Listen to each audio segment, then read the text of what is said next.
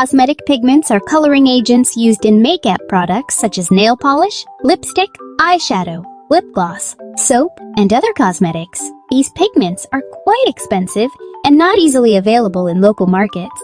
Today, I will show you that these pigments can be made at home in an easy and fun way using easily available ingredients at home. So let's get started.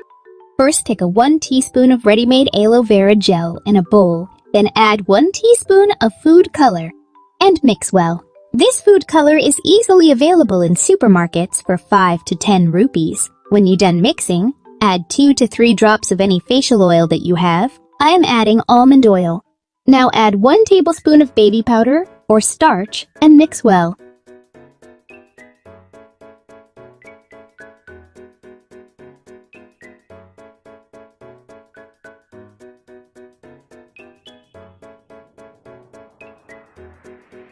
Now, make some more pigments with the